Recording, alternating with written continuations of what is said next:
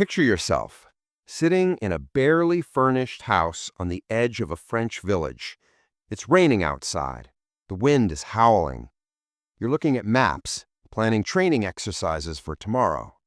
Just routine work, you know? Another evening in occupied France. And then you hear it. The sound that changes everything. Engines. Hundreds of them. Thousands, maybe. The roar of aircraft, so low you can feel it in your chest. You look out the window, and the sky is on fire. Flares hanging there like chandeliers, lighting up the darkness. And in that moment, you realize, this is it. The invasion everyone's been talking about, the one high command said couldn't happen because of the weather. It's happening right now. Now, before we go any further into this, I need you to do something for me. Grab your coffee, settle back into your chair, because what I'm about to share with you, this is one of those stories you need to hear all the way through. This isn't just another D-Day documentary. This is D-Day from the other side, from the men who saw that massive fleet arrive and knew in that moment that everything was about to change. So go ahead, hit that subscribe button because you're going to want to hear more stories like this one. All right, let's get into it. The date was June 5th, 1944. Major Hans von Luck, 32 years old, commander of a Panzer Grenadier regiment in the German 21st Panzer Division, was doing paperwork. Routine stuff. Training schedules, deployment maps, the usual administrative work that fills the quiet hours. His unit was stationed near Caen, the industrial port city on the Normandy coast, about 8 kilometers inland, close enough to respond to trouble, far enough back to avoid the constant harassment of Allied reconnaissance. The weather that day had been miserable. Rain, high winds, the kind of weather that keeps naval vessels in port and aircraft grounded. German meteorologists had analyzed the conditions and given the all clear, you see. They'd said emphatically that no major Allied operation could take place on June 5th or 6th. The seas were too rough, the visibility too poor, the conditions simply impossible for an amphibious assault. So, when von Luck sat down that evening, he felt secure. Not comfortable, exactly, because no German officer in France felt truly comfortable by mid-1944, but secure in the knowledge that tonight, at least, nothing would happen. His adjutant, Lieutenant Helmut Liebeskind, was at the command post in the nearby village. Everything was quiet. Everything was normal. Around midnight, that changed. Von Luck heard the sound first. That growing roar of aircraft engines, closer than usual, lower than usual. He thought perhaps it was another bombing raid heading inland toward the transportation networks, or maybe toward Germany itself. The Allies had been pounding French infrastructure for weeks, trying to isolate Normandy from reinforcements. Nothing unusual about aircraft overhead. But then he looked out the window, and what he saw made his blood run cold. Flares, dozens of them hanging in the sky like enormous glowing umbrellas, turning night into day. And beneath them, silhouetted against that artificial light, parachutes. Hundreds of parachutes drifting down toward the earth like deadly seeds. His telephone rang almost immediately. It was Liebeskind, his voice tight with urgency. "Major, paratroopers are dropping. Gliders are landing in our sector. I'm trying to contact 2nd Battalion now." Von Luck didn't hesitate. Years of combat experience, from Poland to France to Russia, kicked in instantly. "Alert all units immediately. Inform division headquarters. 2nd Battalion goes into action wherever necessary. Take prisoners if possible and bring them to me." He grabbed his cap and rushed to the command post with Liebeskind. As they ran through the darkness, more reports flooded in. British paratroopers had landed near Ranville and Benneville, near the bridges over the Orne River. 5th Company, which had been out on a night exercise with blank ammunition, can you imagine, was caught in the middle of it. They were scrambling to get back to their positions, fighting with whatever live ammunition they could scrounge. Von Luck got on the phone with one of his company commanders, a captain named Brandenburg, who was holed up in a cellar with his men. "Hold on," Von Luck told him. "The battalion is attacking now. They'll reach you in moments." "Understood," Brandenburg replied, his voice surprisingly calm. "I've got the first prisoner here, actually. British medical officer, 6th Airborne Division." 6th Airborne. So it was a major operation, not just a commando raid. Von Luck felt his stomach tighten. This was the real thing. Over the next hour, as his men launched limited counterattacks in the darkness, more prisoners were brought in. Von Luck questioned them personally, trying to piece together what was happening. The British soldiers, despite their training to give only name and rank, revealed enough through casual conversation. They were part of the 6th Airborne Division. Their mission was to seize the bridges over the Orne intact and establish a bridgehead east of the river to protect the flank of a much larger operation, a seaborne landing scheduled for dawn. Von Luck felt a surge of frustration. His regiment was ready, equipped, experienced. They'd fought in every major campaign of the war. They knew how to counter airborne assaults. The key was to attack immediately, during the confusion of the drop, before the enemy could organize and consolidate. Every officer knew this. It was basic military doctrine. So Von Luck called division headquarters and requested permission to launch a full-scale night attack with his entire regiment.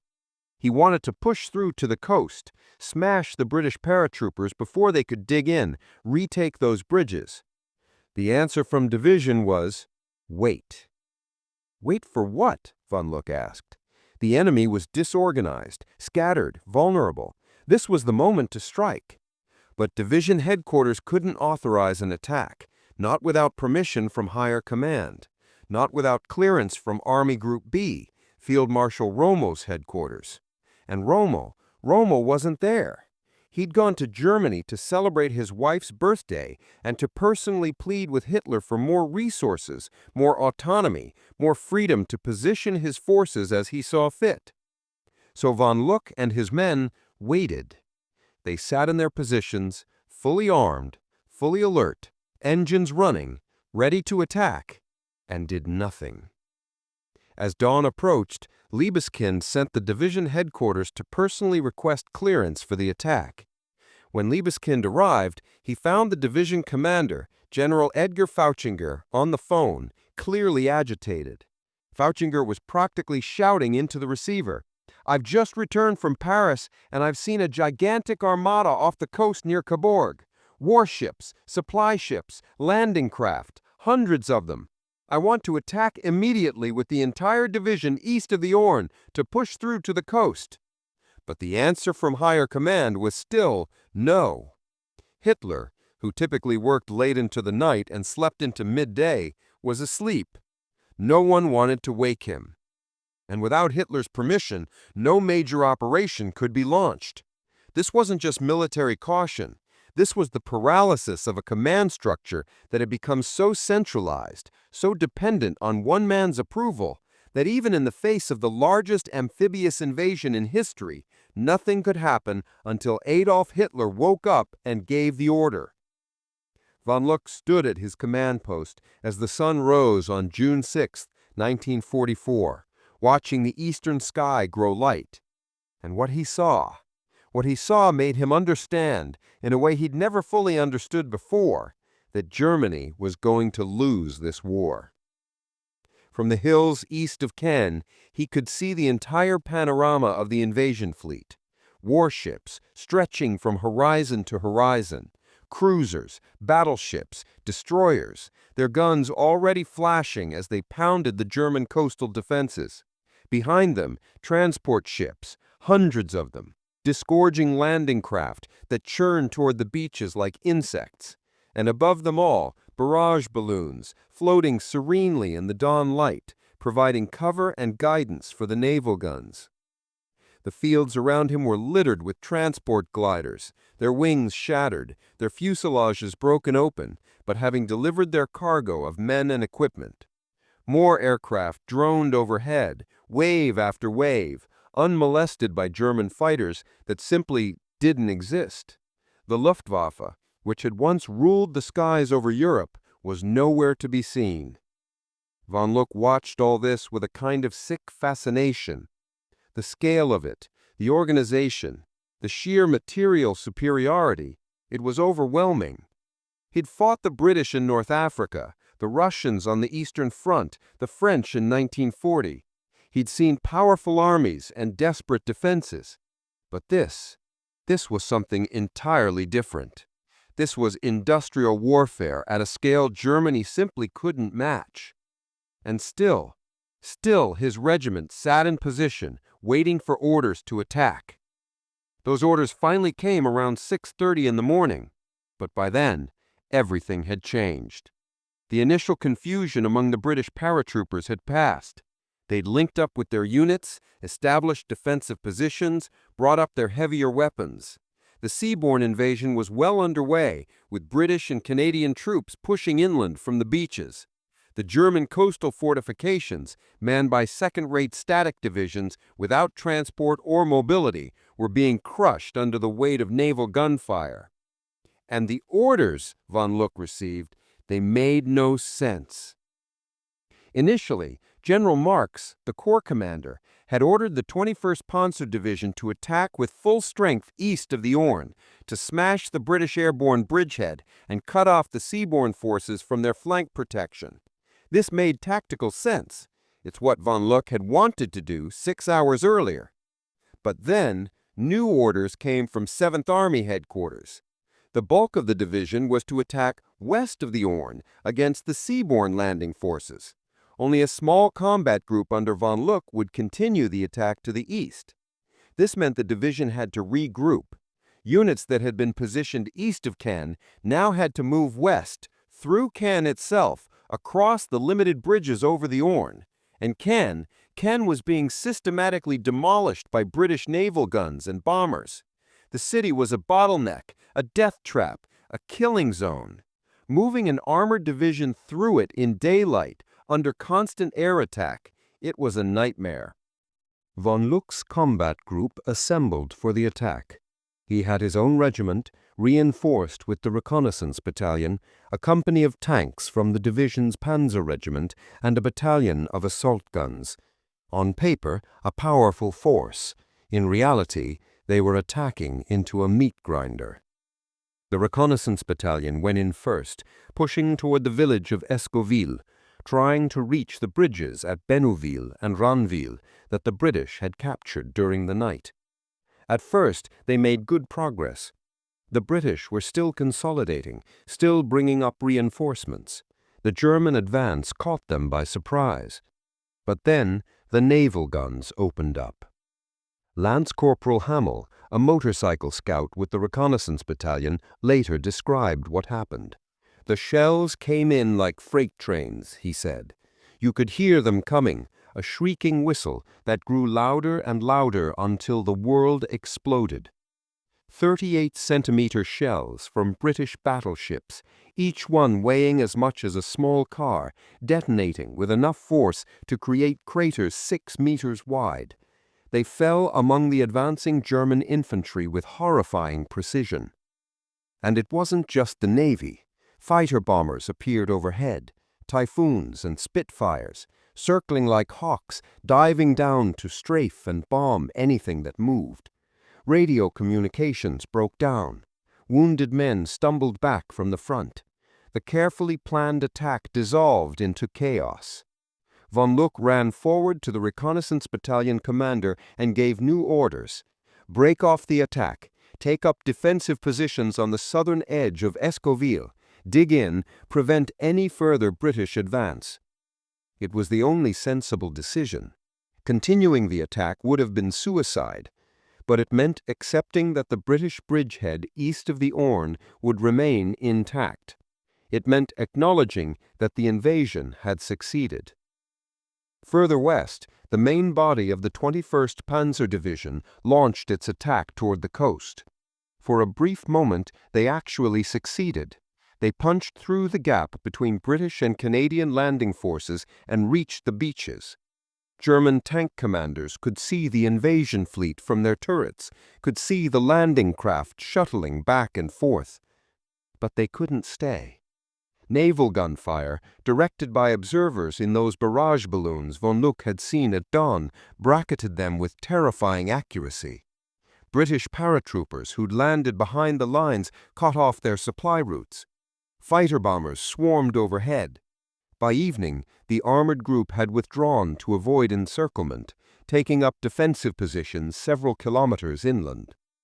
That night, von Luck stood at his command post, exhausted, angry, and, oddly, resigned. His regiment had suffered heavy casualties for no gain.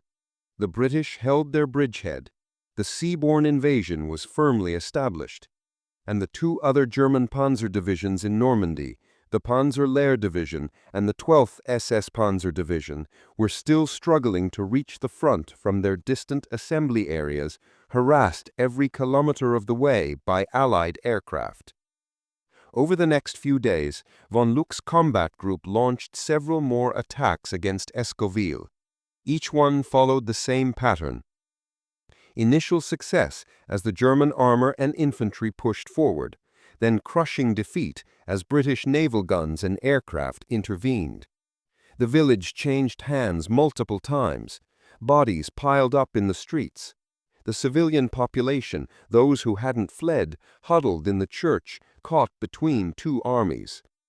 On June 7th, Captain Curzon, commander of von Luck's 2nd Battalion, was killed by artillery fire. He was promoted posthumously to major and awarded the Knight's Cross. Lieutenant Brandenburg, who'd been the first to engage the British paratroopers on the night of June 5th, was also killed. Both were buried in makeshift graves that would later be moved to official military cemeteries. Von Luck felt each loss personally. These weren't just soldiers under his command. They were men he'd known for years, men he'd fought alongside across multiple campaigns, men whose families he knew. On June 8th, something surprising happened. A few German fighters appeared over the battlefield, Messerschmitts, probably from one of the few operational Luftwaffe units left in France. The men cheered when they saw them, their first air support in days. One of the Messerschmitts shot down a British fighter that crashed in flames behind British lines. But then a Messerschmitt was also shot down. The pilot managed to parachute to safety and landed near the reconnaissance battalion. He was brought to von Luck, still wearing his flight gear, still shaking from the adrenaline of combat. The pilot was furious. "What are we supposed to do with a handful of fighters against this superiority? Where the hell are the 1,000 fighters Goering promised?" Von Luck had no answer. None of them did. The Luftwaffe was gone, destroyed in years of attrition over Germany, over Russia, over the Mediterranean. The few planes that remained couldn't make any difference against the overwhelming Allied air superiority. On June 9th, von Luck assembled his strongest force yet for a decisive attack on Escoville. The reconnaissance battalion, reinforced with tanks, assault guns, anti-tank guns, and artillery support. They would attack at dawn before the British Navy and Air Force could intervene effectively. The attack began in darkness. The motorcycle troops and infantry moved forward, supported by tanks and assault guns. They pushed into Escoville as the sun rose, engaging British defenders house by house. For a moment, it seemed like they might actually succeed. Then daylight arrived, and with it, the naval guns. The barrage was the heaviest yet. Shells fell on the village center, on the approaches, on the assembly areas in the rear. The church where French civilians had taken shelter was hit. Children ran through the streets, screaming, looking for their parents. And in the midst of this hell, Major Waldo, the reconnaissance battalion commander, was killed. His death hit von Luck harder than any of the others. Waldo had been a Prussian officer of the old school, highly decorated for his service in Russia, beloved by his men. He'd been on leave visiting his wife when the invasion began, and had rushed back to take command. Now, less than 3 days after returning, he was dead. Lance Corporal Hamo was with a patrol that night when they went to recover Waldo's body. The British, showing remarkable respect, allowed them to pass through the lines under a flag of truce. They brought Waldo's body back and buried him in a field to the rear. Later, the British would move him to their military cemetery in Ronville, where he lies today among his former enemies. The attack on June 9th failed. Werner Kortenhaus, a tank commander in the unit, later described it as one of the hardest actions he'd ever experienced. They lost 4 tanks in the first few minutes, knocked out by naval gunfire. The infantry suffered even worse casualties, with 30 or 40 men killed in a single barrage. By evening, it was clear that pushing back the British bridgehead was impossible. Von Luck learned from prisoners that the British 51st Highland Division had been moved into the bridgehead to relieve the exhausted paratroopers of the 6th Airborne Division. The Highlanders were an elite unit, veterans of North Africa, experienced and well-equipped. The chances of dislodging them were essentially zero. One small incident from those days stuck with von Luck for the rest of his life. A German patrol captured a British motorcycle, a DKW, German-made, painted khaki, bearing the markings of von Luck's own reconnaissance battalion and the number 3 on its mudguard. This particular motorcycle had been captured by the British in North Africa in 1942, shipped to England, refurbished, and brought to Normandy as part of the invasion force. Now, 2 years later, it had been recaptured by the same unit that had lost it. Von Luck looked at that battered motorcycle and saw in it a symbol of the entire war. Back and forth across continents and seas, from one battlefield to another, endless movement and struggle, with no clear purpose anymore except survival. Meanwhile, west of Caen, the other 2 German panzer divisions launched their own counterattacks against the British and Canadian bridgeheads. They too made initial progress, pushing to within sight of the landing beaches in some places. But they too were forced back by naval gunfire and air attacks, suffering heavy casualties, ultimately accomplishing nothing except to slow, slightly, the Allied buildup. Von Luck sat in his command post one evening studying the maps, calculating the numbers, and came to an inescapable conclusion. Even if Germany could somehow stabilize the front in Normandy, even if reinforcements arrived and they pushed the Allies back, what then? The industrial capacity of the United States and the British Empire was simply too great. They could replace losses faster than Germany could inflict them. They could bring up supplies faster than Germany could interdict them. And overhead, constantly, was that crushing air superiority that made German movement and supply a nightmare. He thought about Rommel, who'd predicted this outcome months earlier. Rommel had told his officers that the invasion had to be defeated on the beaches in the first hours, or it couldn't be defeated at all. He was right. And the system, the centralized command structure, the requirement to get Hitler's approval for everything, and the refusal to trust field commanders to make tactical decisions, that system had made it impossible to respond quickly enough. Von Luck thought about what might have happened if he'd been allowed to attack at midnight on June 5th with his full regiment. If he'd exploited the initial confusion among the British paratroopers, if he'd reached those bridges at Benneville and Ronville before they could be secured, if he'd cut off the British 6th Airborne Division from the seaborne forces. Would it have made a difference? Maybe. Probably not enough to stop the invasion, but maybe enough to delay it, to cause sufficient casualties that the Allies would have been more cautious, more hesitant.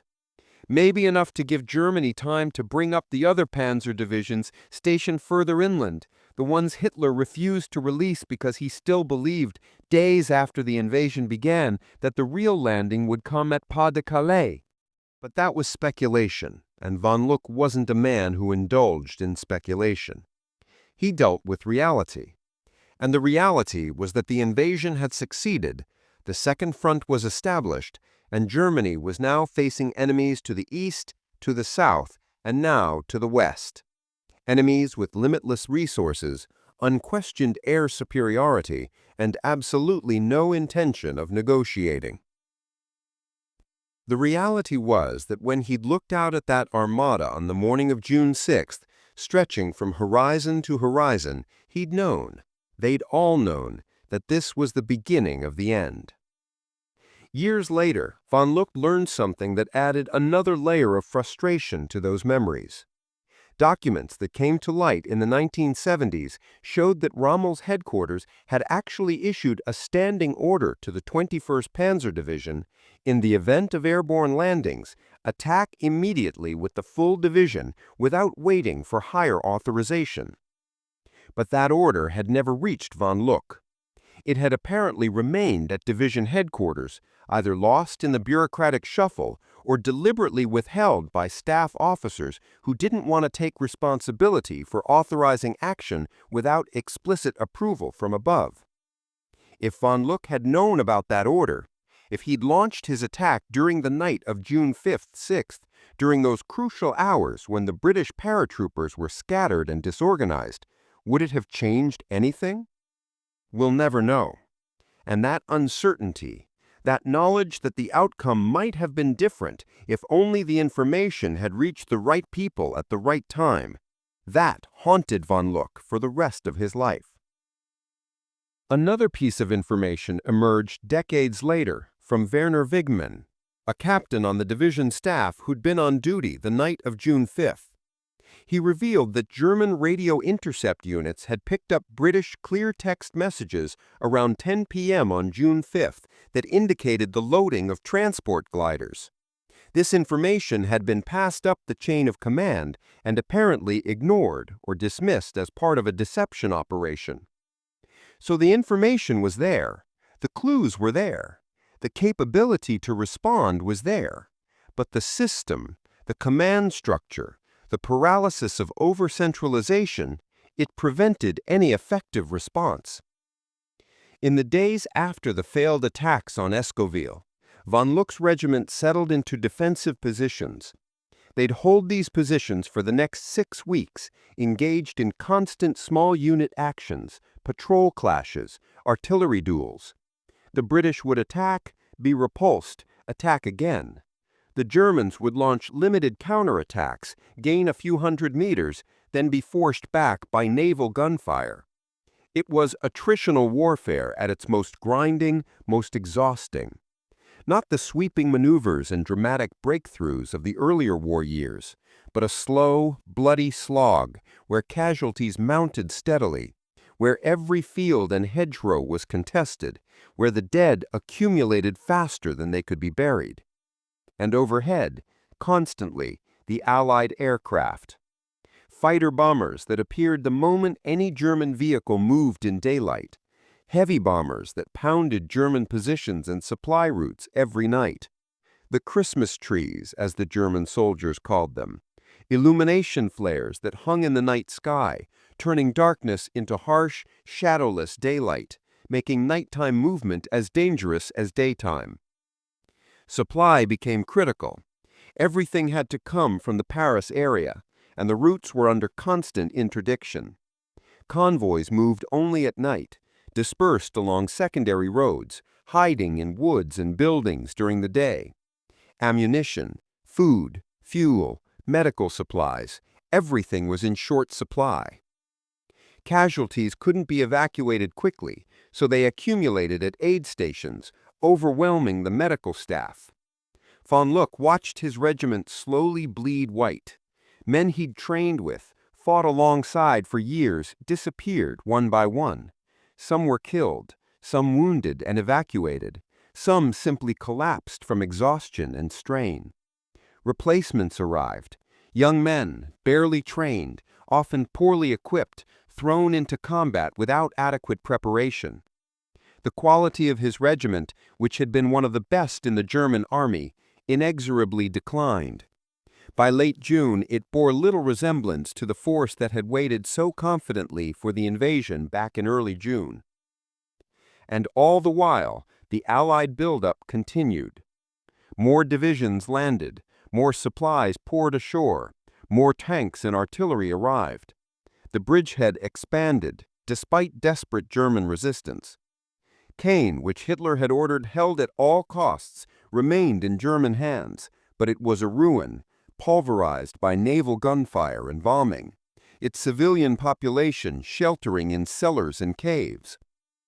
Von Luck had one conversation during this period that stuck with him. He was interrogating a captured British NCO from the 6th Airborne Division, a man who'd been part of the glider assault that seized the Orne bridges on the night of June 5th. The NCO, slightly wounded, was bitter. "We trained for over a year for that operation. Major Howard told us we'd take the bridges, hold them until relieved, then be flown back to England for the next mission. We were supposed to be kept in reserve for special operations, not thrown into regular infantry combat." He gestured at his bandaged leg. "But then they ordered us to attack Escoville, to expand the bridgehead.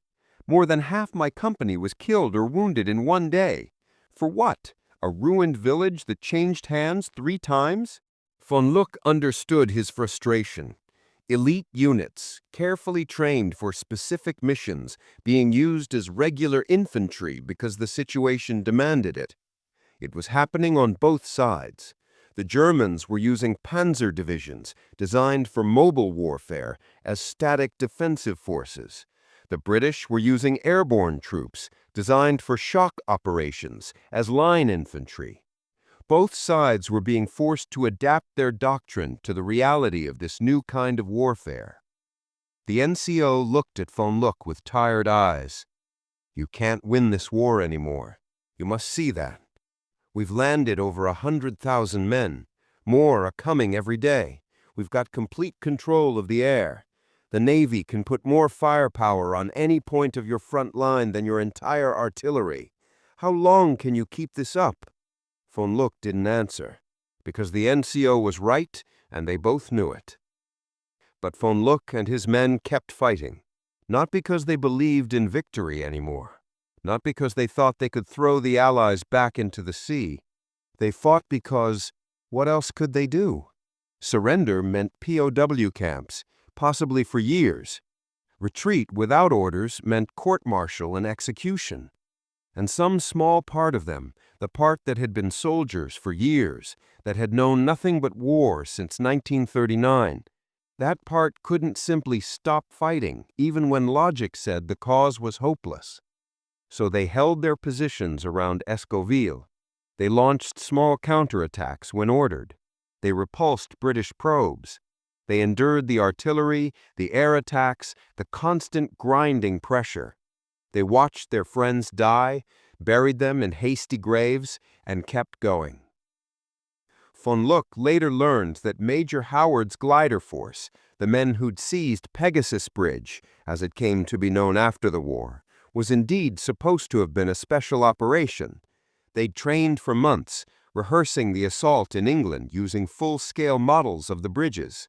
The plan had been to use them for the initial assault, then pull them back for other missions.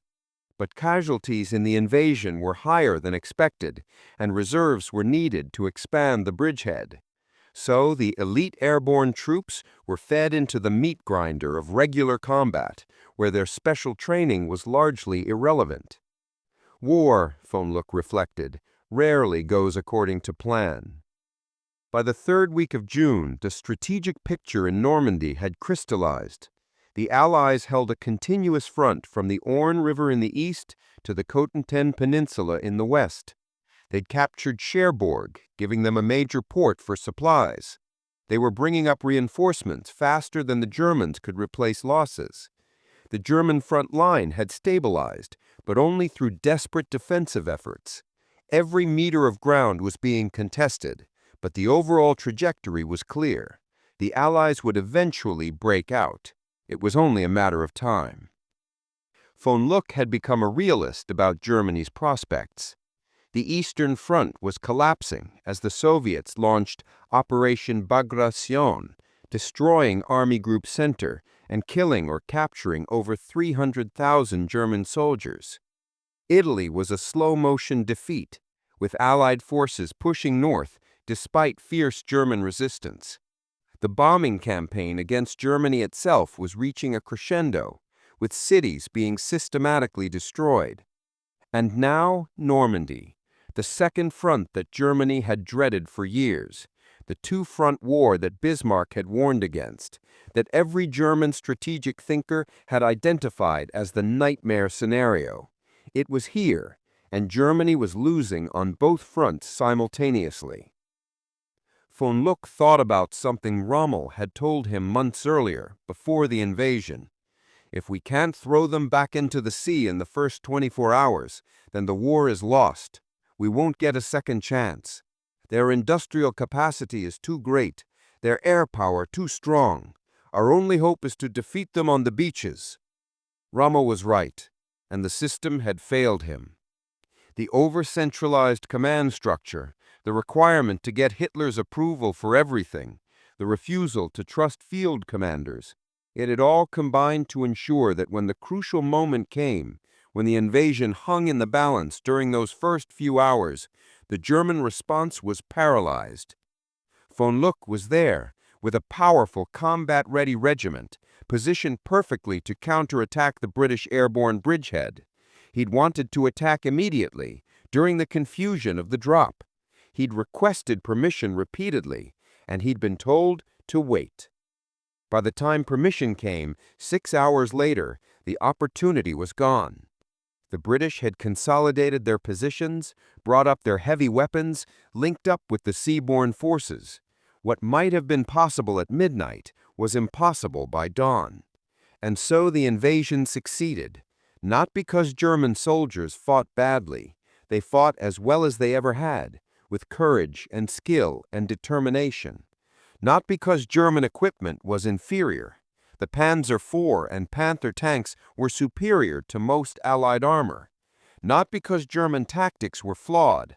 Von Luck and his fellow officers knew their business. The invasion succeeded because of systemic failures, because air superiority allowed the Allies to interdict German reinforcements and supplies, because naval superiority allowed them to land overwhelming force and to support it with devastating gunfire, because industrial superiority allowed them to replace losses faster than Germany could inflict them, and because the German command system, centralized around one man who'd increasingly lost touch with reality, couldn't respond quickly enough to a fast-moving situation. Von Luck survived the Battle of Normandy. His regiment, decimated in the fighting, eventually withdrew along with the rest of the German forces when the Allied breakout came in late July. He fought through France, through Belgium, into Germany itself. He was captured by the Soviets in the final days of the war and spent several years in POW camps before finally being released. After the war, he wrote about his experiences, including those crucial days in early June 1944. He never stopped wondering what might have happened if he'd been allowed to attack immediately on the night of June 5th. Would it have changed the outcome? Probably not the ultimate result. The Allies were coming, one way or another. But it might have made a difference in how quickly they established themselves, how many casualties they took, and how cautiously they advanced. We'll never know. What we do know is that in the early hours of June 6, 1944, von Luck and thousands of other German soldiers watched that enormous armada arrive off the Normandy coast, warships and transports stretching to the horizon, aircraft overhead in numbers they'd never seen. And they knew, with absolute certainty, that this was something Germany couldn't defeat. The war in the East, brutal and desperate as it was, at least took place on a scale Germans understood. Tank against tank, artillery against artillery, infantry against infantry. It was horrible, but it was comprehensible. But this industrial warfare, this projection of power across the English Channel, this ability to move hundreds of thousands of men and their equipment across open water and land them on a hostile shore, supported by thousands of aircraft and hundreds of warships, this was beyond anything Germany could counter. And in that moment, looking out at that steel armada in the dawn light, the German soldiers knew. Not officially, not in any formal sense, but in their gut, in their bones, they knew. The war was lost. It was just a matter of time. The invasion of Normandy wasn't just a military operation. It was a demonstration of industrial capacity, of organizational ability, of the sheer material superiority that the Allied powers could bring to bear. It was a message, written in steel and explosives and blood, that said, "We can do this, and you cannot stop us." Von Luck saw that message clearly on June 6, 1944, and though he fought on for another 11 months, though his regiment continued to resist with skill and courage, though thousands of German soldiers continued to die defending ground they knew they couldn't hold, the outcome was never really in doubt after that morning. The war in the West was decided in the first 24 hours of the invasion. Everything after that was just playing out the inevitable conclusion. So when you think about D-Day, when you imagine those beaches and those paratroopers and that massive fleet, remember that there were men on the other side too. Men like von Luck, professional soldiers who'd spent years at war, who knew their business, who wanted to fight, who could have made a difference, but who were paralyzed by a command system that couldn't adapt, couldn't respond, couldn't trust them to do what needed to be done. They didn't lose because they were cowards. They didn't lose because they didn't know how to fight. They lost because the system they served had already failed them before the first shot was fired. And that, perhaps, is the real tragedy of it all. Now, there's something else that happened during those days after the invasion that it really shows you how surreal war can be, how moments of almost absurd humanity can break through even the most brutal circumstances. After the failed attack on Escoville, one of von Luck's patrols reported something strange. They'd been probing British positions at night, doing reconnaissance, when they stumbled across a German soldier, just standing there in no man's land, between the lines, not fighting, not hiding, just standing there. The patrol brought him back. He was from a coastal defense unit, one of the static divisions that had been overrun on D-Day. He'd been cut off from his unit during the initial landing, had hidden in a barn for 2 days, and then just wandered out, looking for his comrades. Von Luck questioned him. The man was in shock, not physically wounded, but mentally somewhere else. He described watching the landing from his bunker, watching the ships arrive, hundreds of them, watching the naval guns start firing, those massive shells that sounded like locomotives passing overhead, watching his bunker, literally his concrete bunker, disintegrate under the bombardment. He just run, into a field, into a ditch, into that barn. And for 2 days he'd listened to the sounds of battle moving past him, inland, leaving him behind in this strange bubble of quiet while the war raged all around him. "I thought I was dead," he told von Luck. "I thought the bunker had collapsed on me and I was dead, and this was, I don't know, purgatory or something, because nothing made sense anymore. The Navy was supposed to stop them at sea. The Air Force was supposed to bomb the fleet. And instead, there were just more ships than I could count, and no one was stopping them." Von Luck sent him to the rear for medical evaluation. Shell shock, they called it then. PTSD, we'd call it now. The man was done fighting, that much was clear. And von Luck didn't blame him, because he understood exactly what the man meant. Nothing made sense anymore. The rules they'd been taught, the doctrines they'd studied, the strategies that had worked in Poland and France and Russia, none of it applied against this kind of overwhelming material superiority. There's another story from those days that it stuck with von Luck for different reasons. His men captured a young British soldier, couldn't have been more than 19, part of a reconnaissance patrol that had pushed too far forward. The kid was terrified, expecting whatever Allied propaganda had told him about German treatment of prisoners. Instead, von Luck's men gave him water, bandaged a minor wound on his arm, and offered him a cigarette. The British soldier just stared at them, like he couldn't process what was happening. One of von Luck's sergeants, a veteran who'd been fighting since 1939, sat down next to the kid and started talking to him in broken English. "Where you from?" he asked. "Manchester," the kid replied, still wary. "Ah, Manchester. I worked there before war, in factory. Good city, good people." And just like that, they were talking about Manchester, about the factories and the pubs and the football teams. Two men who were trying to kill each other an hour ago, now discussing normal life, the world that existed before the war and might, maybe, exist again after. The British soldier relaxed a bit. "Why are you fighting?" he asked. "Don't you know you've lost?" The German sergeant shrugged. "Maybe, probably. But what else I do? Go home? They shoot me for desertion. Surrender? Who knows how long in prison camp? 2 years? 5 years? Maybe forever." He lit another cigarette. "So, I fight. Not for Hitler, not for Germany, really.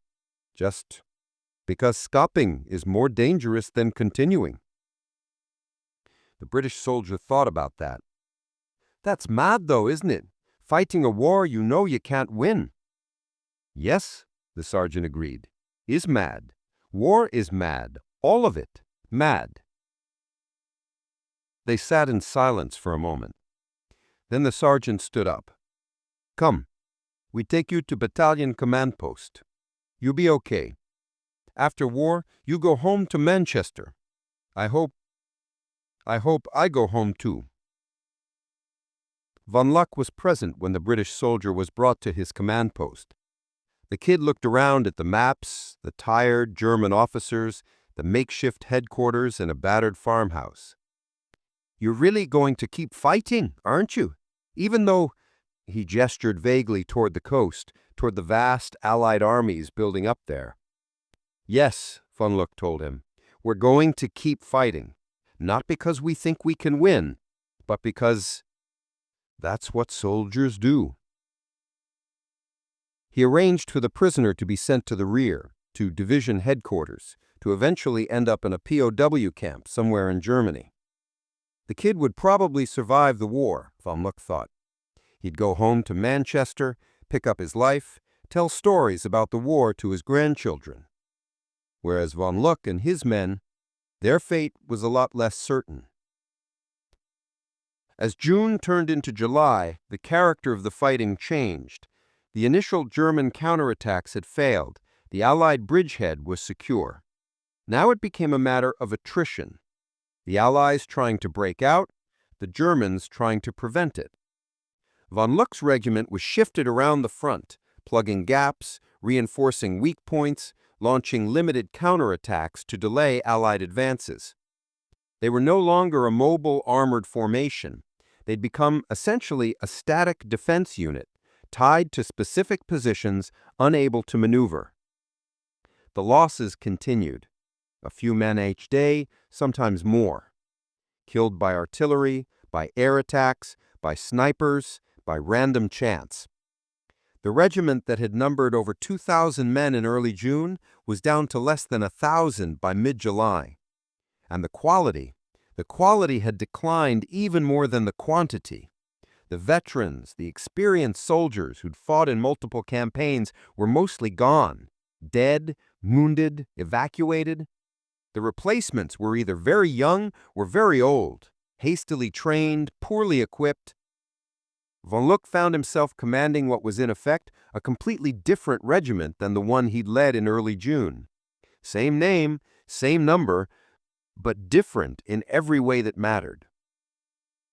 He thought about Rommel, who was still trying to convince Hitler to allow a withdrawal from Normandy, a strategic retreat to more defensible positions closer to Germany.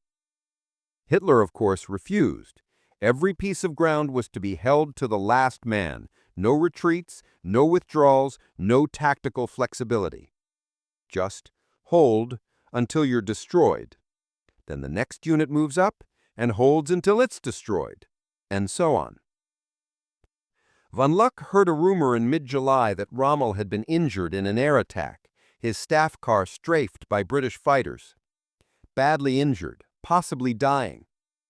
The rumor turned out to be partially true. Rommel was severely injured but would survive. What von Luck didn't know then was that Rommel, disillusioned with Hitler and the war, had been peripherally involved in the plot to assassinate Hitler that would come to a head on July 20th.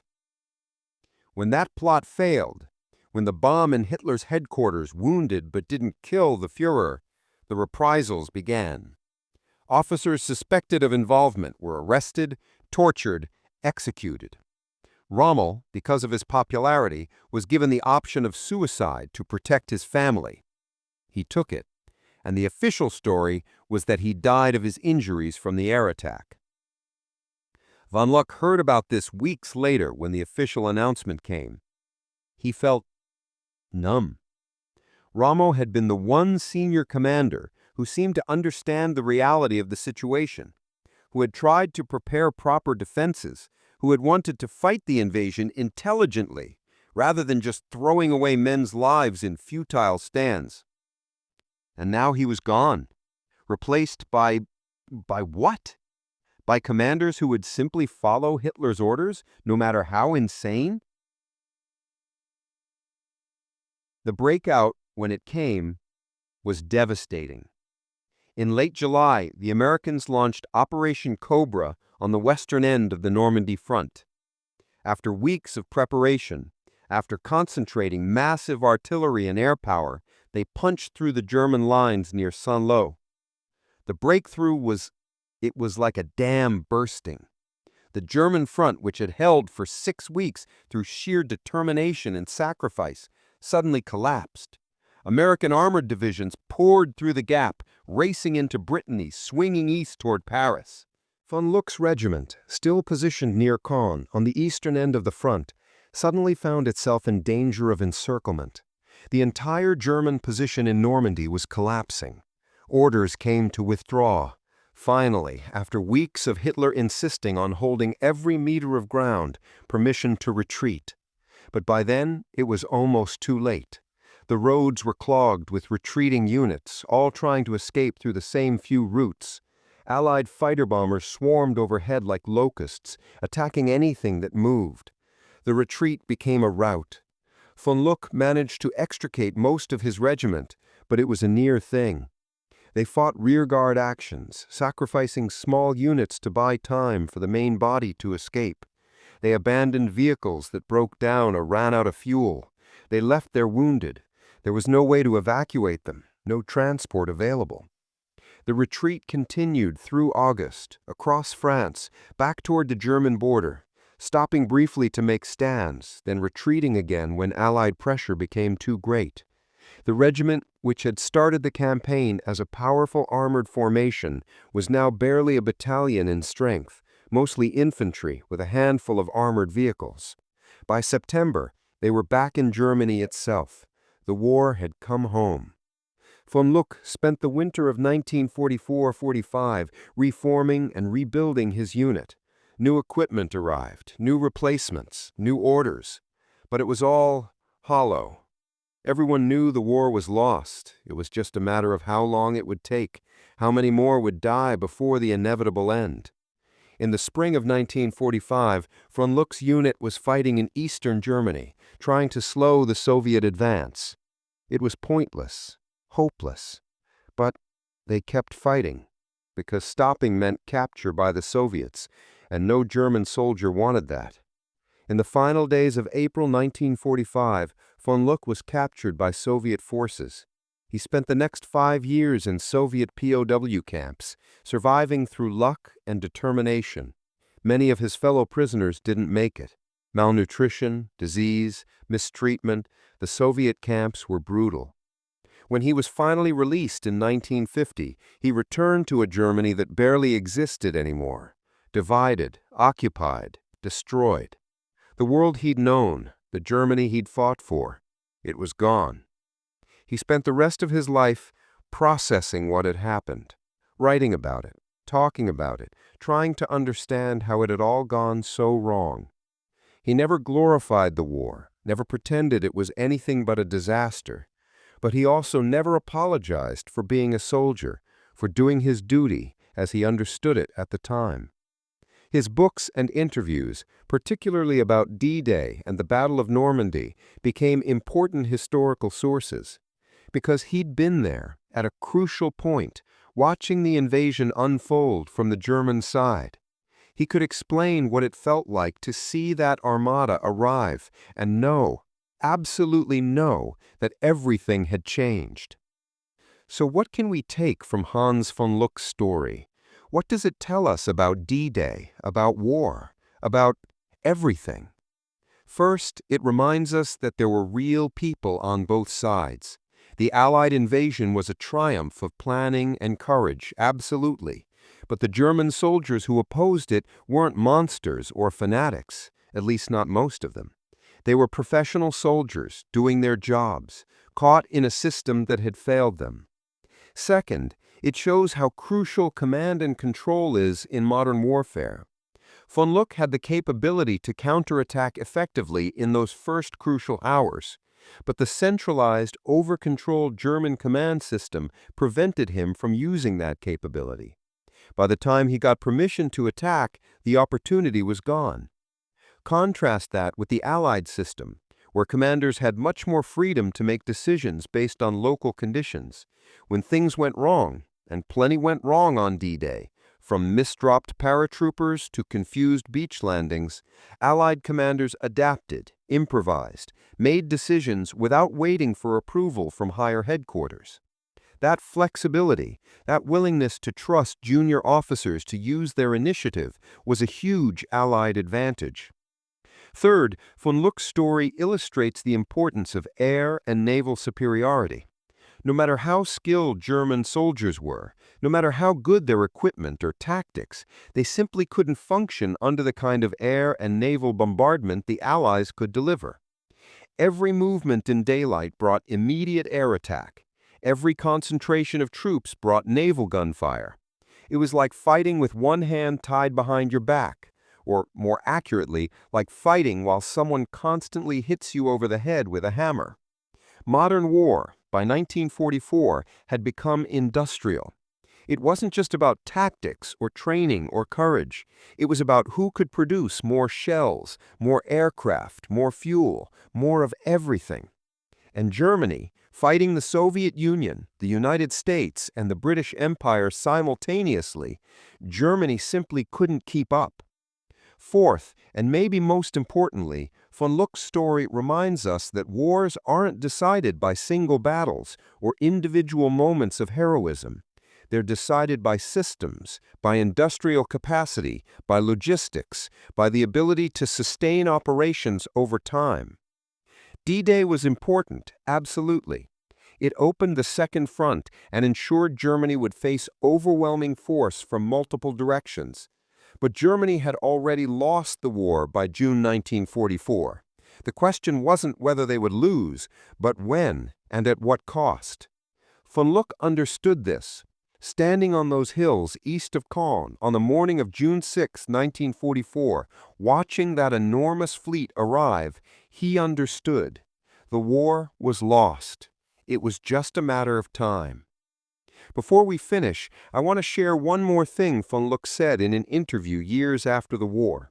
He was asked if he had regrets about his military service, about fighting for Germany, even when it became clear the cause was lost. He thought for a long moment before answering. Regrets? Yes, of course. I regret that Germany went to war in the first place. I regret that I fought for a regime that committed unspeakable crimes. I regret every soldier who died under my command, every family that lost a son or father or brother. But, he continued, I don't regret being a soldier. At the time, with what I knew then, I did what I thought was my duty. I tried to protect my men, to accomplish my missions with minimal casualties, to fight honorably, I suppose, though that word seems almost meaningless in war. What I learned, he said, is that being a good soldier isn't enough. You also have to ask whether the war you're fighting is just, whether the cause is worth the sacrifice. And if the answer is no, then all the tactical skill, all the personal courage, all the sacrifice, it's meaningless. Worse than meaningless, is wasted. He paused. On June 6, 1944, I watched the Allied Armada arrive, and I knew the war was over. But we kept fighting for another 11 months. Hundreds of thousands more died, on both sides. For what?